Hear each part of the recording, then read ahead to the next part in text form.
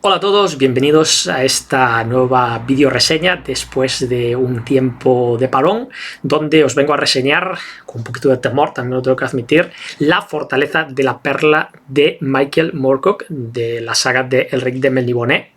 Y comento esto porque la reseña de Elric de Melniboné levantó bastante polvareda, positiva, negativa, bueno, de todo, ¿vale? Hay una gran parte positiva y creo que alguna parte que no se entendió, pero bueno, no pasa nada, vamos allá, vamos a comentar esta segunda parte de La Fortaleza de la Perla y a ver si en esta ocasión pues queda un poquito más clara la reseña, que de eso se trata.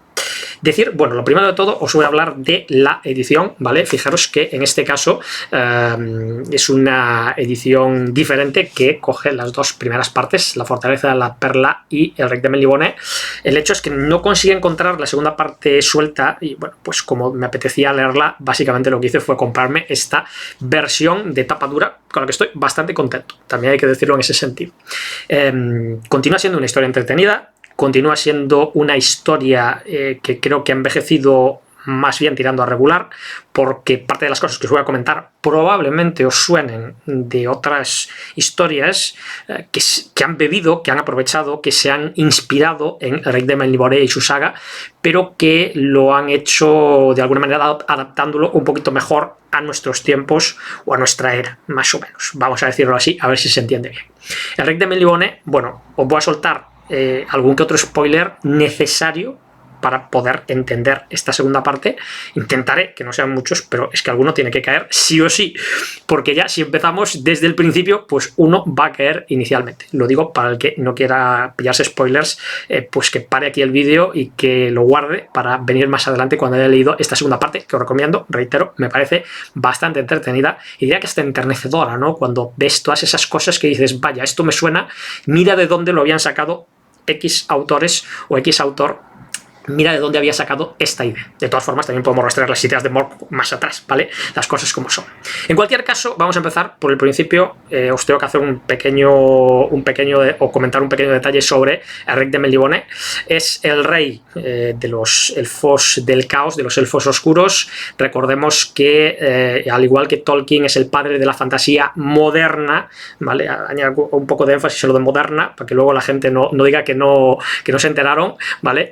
Pues tenemos a Michael Moorcock, que es un autor un tanto más, vamos a decir, rebelde. Leyó las historias de Tolkien, le gustaron hasta cierto punto, pero le disgustaron, por otro lado, y entonces pues decidió escribir unas historias más oscuras, una fantasía oscura, yo diría que maravillosa y complementaria a lo que escribía Tolkien. Los dos os lo recomiendo, por supuesto. Y Elric de Melniboné es el rey de los elfos oscuros, de los elfos del caos, de los elfos malos, vamos a decir, una civilización que va en declive y una civilización de la cual es rey, pero él no quiere ir al trono, de manera que pone a su primo en el trono, deja a su amada en Melniboné y él se va a recorrer los reinos jóvenes porque entiende que ahí está el futuro del mundo en general. Y por eso intenta pues encontrar qué narices pasa, intenta enterarse de cuáles son esos reinos que están emergiendo, intenta enterarse de cómo han sobrevivido, intenta enterarse de muchas cosas y para eso viaja por los diferentes reinos. Viaja con una espada que es la Tormentosa, que es una espada que absorbe el alma de las víctimas, de sus propias víctimas, vaya, y por eso la puede utilizar para vigorizar su cuerpo. Puede utilizar la espada, puede utilizar esto también, pues una serie de pociones realizadas con diferentes hierbas y demás, que hacen también volver su cuerpo más o menos frágil, volverlo aguantar esa vitalidad que él no tiene y volverlo un poquillo fuerte, vaya, y de esta manera pues ir sobreviviendo, lo cual es bastante curioso. Siempre en los personajes poderosos, y creo que el ejemplo más claro es Superman, hay que buscar algunos rivales que consigan vencerle, algunos rivales que consigan rebajar su nivel de alguna manera y de esta manera pues poder ponerle a prueba. Un personaje que va por el mundo adelante cargándose a todo aquel que no le cae bien y arrasando con todo aquello que no le gusta, pues no es un personaje demasiado interesante, creo, para leer, y por tanto pues hay que buscar siempre esa manera de que tenga retos por delante. pero quizás creo que en la Fortaleza de la Perla vemos varias opciones muy interesantes, pero que yo, en mi opinión, creo que no están muy bien usadas. Bueno, la primera de ellas es el planteamiento inicial, ¿vale? Nos encontramos con un Elric que ha viajado por los reinos jóvenes. Esto es un punto positivo, o yo creo que es positivo. En este caso también voy a mencionar a Robert Irving Howard y a Conan, que lo menciona algún comentario del vídeo del Rey de Melniboné, y me gusta esa idea de que cuando se habla de la historia de un personaje, cuando se narra la historia de un personaje, no se narra la historia entera, sino da la sensación como de que vive con demasiada intensidad, ¿verdad? Entonces, tal cual pasaba con Conan, pues a Conan se narraba una historia, después había una parte intermedia, un viaje, unas aventuras de las cuales solo se nos esbozaba una idea, o pues cualquier historia que hubiera por medio, y después teníamos una historia narrada de nuevo. Entonces vemos un poquito una idea de que hay un clímax y hay un anticlímax, ¿no? Hay una época en la que no sabemos de Conan o sabemos muy poquita cosa, y sin embargo pues hay otras épocas en las cuales están perfectamente detalladas en las historias de Robert Irving Howard. Y en este caso pasa un poco igual.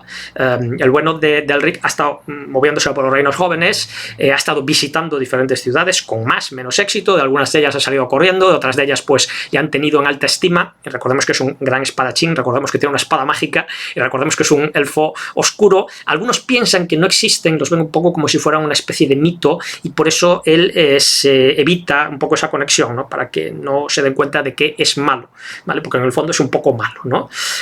Todo eso está muy bien, y básicamente la historia empieza en un desierto, ¿vale? Empieza en la ciudad de Cuarthasat, ¿vale? Que es una ciudad del desierto que en su momento era un sitio verde, fue un reino poderoso que luchó contra precisamente los elfos y perdió, ¿vale? Y por eso pues esa tierra fértil de ríos y miel, que se suele decir, pues acaba convertida en un desierto. En este desierto se mete el bueno del Elric y básicamente se queda sin agua, se queda sin pociones, se queda sin nada, y acaba en la casa de un ladrón que lo recoge porque ve que es una especie de espadachín y dice, bueno, voy a recogerlo, a intentar que sobreviva, darle poco agua que puede conseguir para intentar monetizarlo más adelante, venderlo, vender las joyas que lleva o hacer cualquier tipo de cosa que le pudiera valer la pena. No se habla de humanidad en este caso, sino simplemente pues de interés, lo cual les parece bastante gracioso. Y esta es la primera, yo creo que es la primera chanclada que meten, ¿no? O sea, estamos hablando del Rey de Melniboné, ¿vale? Un fuera de serie, un crack, un personaje increíble que va a luchar contra todo tipo de enemigos y lo vence el desierto, ¿vale? Es un poquito triste, ¿no? Y la verdad es que lo deja un poquito, creo que lo deja en un mal lugar, ¿no? En plan, oye, mira, me voy a meter por aquí a ver qué pasa, y si me muero de sed, pues me muero de sed, ¿vale? No parece un movimiento muy inteligente y no parece que sea acorde al personaje en sí mismo. Sí es cierto que lo pone en una situación de debilidad y lo pone en una situación que le lleva a conocer a uno de los lores de la ciudad, que es Lord Gofasi, ¿vale? Vemos que tiene así una especie de nombres que tienden a ser un tanto arábicos, quizás, para recordarnos el desierto. Aquí en Europa hacemos mucho esa asociación de Arabia-desierto, aunque no sea del todo cierta. Y básicamente pues le lleva a este noble un poco como recurso, y este noble lo que hace es traicionarlos. Claro, pues es un noble de estos traicioneros, es una ciudad muy traicionera donde el agua es difícil de conseguir, y por tanto los personajes que han subido en el escalafón social, no es por grandes méritos, sino por grandes traiciones. Y este lord básicamente lo que hace es engañar al Rick de Melniboné para obligarle a buscar la fortaleza de la perla y conseguir esa perla mágica. Cómo lo engaña también me parece lamentable, sinceramente. Creo que no vale la pena hacerle spoiler aquí, ¿vale? Pero hay muchas maneras de engañarle. Una de ellas, precisamente, pues iría a coger al propio Anir, que se supone que es el ladrón este que rescató al Rick y que del cual tiene cierto aprecio hasta cierto punto, diciendo, bueno, gracias a este ladrón me ha salvado la vida, pues le tengo que recompensar de alguna manera, pero bueno, pues podría cogerlo el propio noble, meterlo en la cárcel y decir, oye, hasta que no lo consigas la fortaleza, o hasta que no consigas la perla, no lo libero, por ejemplo, o bajo amenaza de cargárselo o cualquier cosa. Pero bueno, el truco que utiliza es un poco rarete, vamos a decir. El tema este de diversas pociones y demás no lo comprendí, me parece muy lógico, ¿vale? O sea, entiendo el sistema en sí mismo, pero no entiendo cómo se plantea en el libro, ¿vale? Me pareció bastante chanclada por parte del bueno de Moorcock, más allá de que la idea me parece buena. Vamos a ver a lo largo de la historia, porque no quiero por aquí explicaros exactamente cómo va a intentar conseguir esa perla y todo lo que sucede por el camino, pero vamos a ver una serie de situaciones en las cuales vemos al bueno de Elric muy rebajado de nivel. Es decir, reitero, tenemos un personaje que es un príncipe de los elfos que es capaz de vencer a prácticamente cualquier rival. Tiene una espada mágica que casi funciona sin necesidad de que él sea un gran espadachín, que lo es, y aún así, pues lo dicho, vamos a ver nerfeado en muchas ocasiones de una manera incomprensible. La primera de ellas va a tener lugar contra unos escarabajos, que básicamente me parece una escena lamentable. O sea, unos escarabajos de fuego que, no sé, para los que jugáis a Dungeons & Dragons os habréis enfrentado con ellos montones de veces con personajes cutres y les habréis vencido sin ningún tipo de problema, y vemos a Elric cómo sufre contra ellos y cómo pasan una serie de cosas bastante extrañas.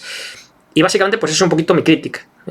Creo que no ha encontrado la manera de enfrentar a Elric desde el nivel en que lo coloca. Es decir, has encumbrado a un personaje y a partir de aquí necesitas encontrar personajes antagonistas que sean suficientemente fuertes para luchar contra él. Y en este caso creo que no lo consigue a lo largo de toda la historia, no solo con los escarabajos de fuego, que reitero, me parece bastante lamentable la historia en sí misma, sino luego pues con los personajes con los que va luchando, alguno con el que lucha una y otra vez, ¿no? Con una disculpa un tanto ridícula, vamos a decir, que no consigue, ¿no?, encontrar ese punto en el cual tenga un rival que le llegue a la altura. Y cuando llegan los rivales a la altura es incomprensible el motivo.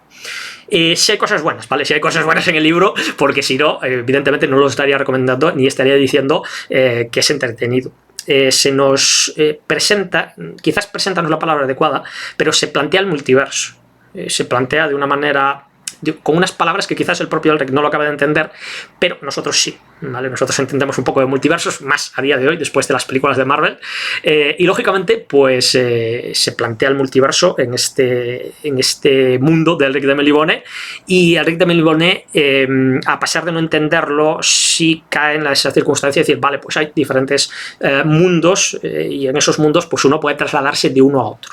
De hecho aparece un personaje muy gracioso que le dice que ha sido su amigo en varios mundos, de manera que ya te quedas un poco con la mosca detrás de la oreja, y es algo que me gusta cuando dentro de una serie de libros, más allá de las tramas principales, se plantea una trama general, ¿vale? Esto yo creo que es lo típico, ¿no?, de las series de televisión, en la cual pues hay cada capítulo es un independiente, pero aún así pues hay una trama que pues se mantiene durante toda una temporada o donde varias temporadas. Pues es un poquito el tema que nos encontramos aquí, y por eso creo que es bastante curioso, bastante interesante, y sobre todo porque te habla del multiverso y ya. Es decir, no vamos a tener una amplia presentación, por eso decía que la palabra no era del todo correcta, de ese multiverso, sino que vamos a saber que existe, Elric va a saber que existe y poquito más. Por supuesto, el personaje que lo hace, que le presenta o que le dice existe el multiverso, ese personaje vamos a ver cómo no es tan poderoso como parece, lo cual también te quedas un poco sorprendido con el detalle y dices, hombre, pues no sé, me parece un poco rarete cómo cuadra esto realmente. Sobre la historia de la perla, yo quiero también comentar un poquito sobre ello, porque a pesar de que no quiero hacer spoiler, nos vamos a encontrar en una situación que ya conocemos.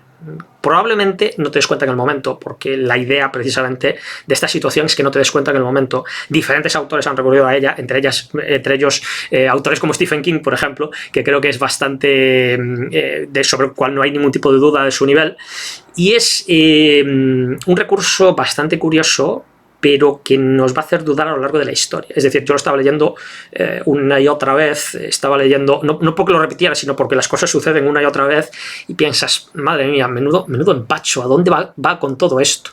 Y al final te desvela la clave, lo entiendes, pero creo que no es una resolución correcta.